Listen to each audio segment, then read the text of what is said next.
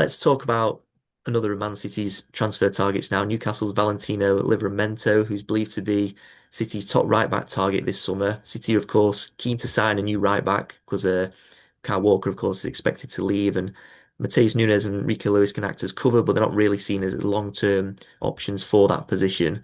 It's recently been reported that talks between City and Newcastle have now been put on standby. Newcastle are currently reluctant to lower their asking price. It's around 70 million, 80 million pound mark. Newcastle have sort of rejected initial approaches from City for Livermento.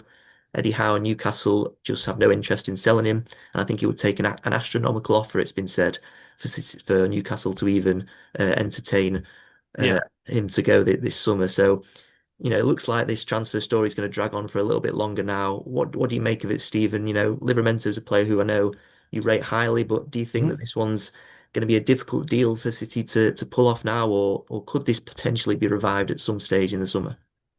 Yeah, this is going to be incredibly hard. Though the rumors are that we're looking at north of 70 million, 75, 80 million for him. The caveat is that City have had an absurd amount of value in their signings so far. I think it's around 150 million, which is a nice little quirk of fate. But 115, 110 million for Shirky, Aït Nouri, and Reinders. When I would have expected 150, 160 million for that level of quality. It gives City headroom then to invest. If you get extraordinary bargains, you can probably then pay an extraordinary fee for someone else if you need to. And Livermento, look, it's not a coincidence that City going for him. He fits the profile of City in many ways. For one, City need homegrown players. They need to fulfil the homegrown quota. Livermento is one of the most talented young footballers in the country. Definitely one of the most talented right backs and English. So there's that. I think City. It's a lot of money. It's an awful lot of money. I sort of fall into the I don't care. It's not my money category. And but I'm aware that paying 75, 80 million for a right back who, let's be honest, he's not exactly the most attacking fullback in the world. So he's a very balanced fullback, but you're not signing. I don't know why my head went there, but Danny Alves, you get 15 assists a season, and or even something like that, who's going to contribute all over the pitch. But we signed Kyle Walker, you know, best part of a decade ago for 50 million. Obviously he was a bit more advanced than Livermento is now. He was a PFA player, team of the year at the time, and he was obviously playing for Spurs, one of the best fullbacks in the country. But he allowed City to have balance down that right side defensively. And Livermento is a cracking fullback defensively. He's one of the best one-on-one defenders in the country as well. Maybe not quite as electrically fast as Kyle Walker, but Kyle Walker allowed us to play a certain way tactically that Livermento arguably would too. If you're going to have, Eight Nori overlapping on one side, you could argue that potentially you need someone who's a bit more defensively solid on the other. The Livermento can get forward. He's definitely much more suitable for locking down a side, compared to Eight Nori that way. And he fills the homegrown console once again. He's young. He'd be here for the best part of a decade as well, presuming, everything went well there. So it's one of those things where, look, say he stayed for 10 years, he probably wouldn't, but, several million a year, it sounds an awful lot. But eventually, when you break it down and so on, presuming he starts for Manchester City for the best part of a decade, it becomes a decent signing, decent value. Not good value, but, it makes an awful lot of sense. I think it's going to be hard. I think Newcastle.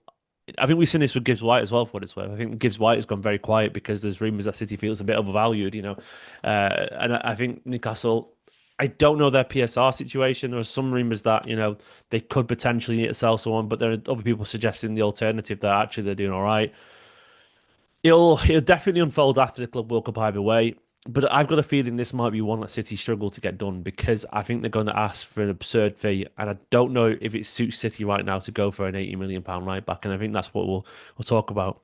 There could be, the logic about we've saved 30, 40, 50 million elsewhere on signings. Ain't Nori, for example, but only 33 million pounds allegedly. That's ridiculous. Like that's a 55 million pound player in 2025, and we saved 20 million on that there. So maybe there's the headroom there. I would like it for what it's worth as well because I like him as a City player. I think he's got incredible lungs, great energy. We saw him lock Salah down in the Carabao Cup final as well. I think it was the first time Salah's not had a shot or a chance created ever in his career or something like that. It was a stat of that kind of ilk. And Livermento was absolutely excellent. He can play on the left as well, Livermento. Obviously right-footed, but versatile, good pace, defensively really solid. He can get forward even if he's not fully known for it. And yeah, I would love him at City. It's just I got to be realistic here. I think this might be one of those ones that City inquire but eventually pull out of. Yeah, so if if a move for Livermento fails to materialise, who do you think City could target? It's important that City do sign a right back and sign a first choice right back as well heading into the new season. So, are there any alternatives out there do you think that City could go for?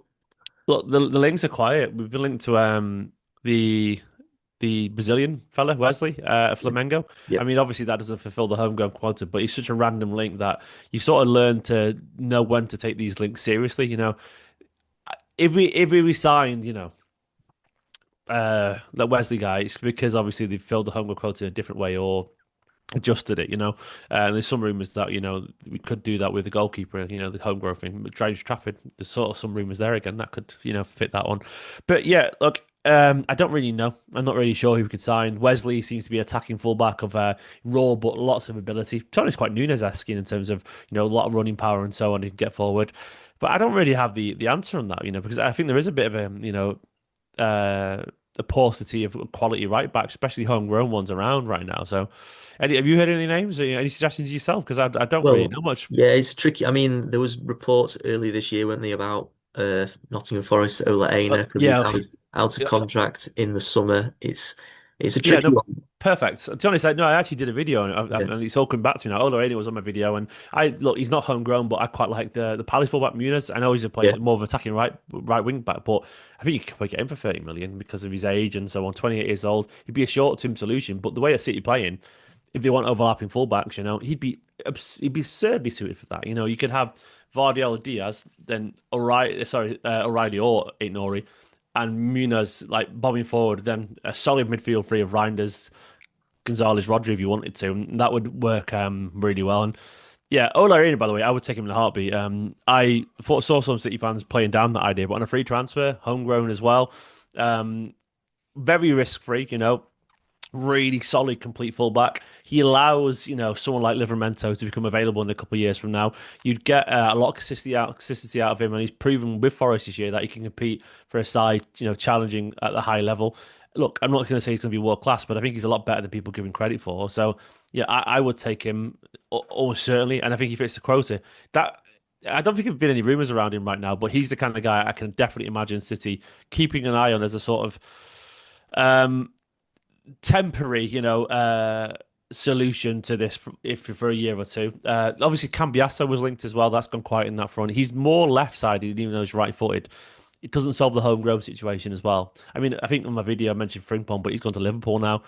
Yeah, I think it's Aina's a good shout. But other than that, we'll have to see.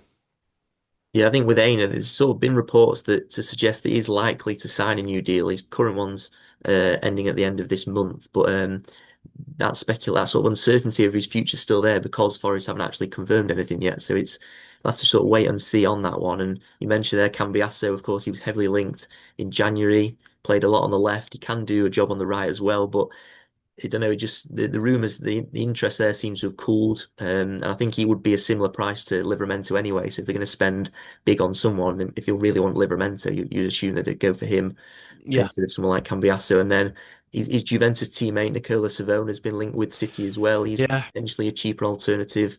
And yeah, as you mentioned, then Wesley as well, Flamengo, he's one to watch at the Club World Cup. So there's a few options, but there's not really any other strong interest from City, as it seems, aside from Livramento. So yeah, it's going to I be think it'll be to post Club watch. World Cup. I think there'll be a name or two will appear. That's what tends to Yeah. happen, and they keep the cards reasonably close to the chest. And if obviously we know that City, in their own words, have an option one and option two, and I think we've probably Mhm. heard option one and two so far with Livermento and Wesley. But the home look in an ideal world, City could decide whatever they wanted to in terms of squad build, but the homegrown thing, leads into it. I wouldn't be surprised if Wesley was an option.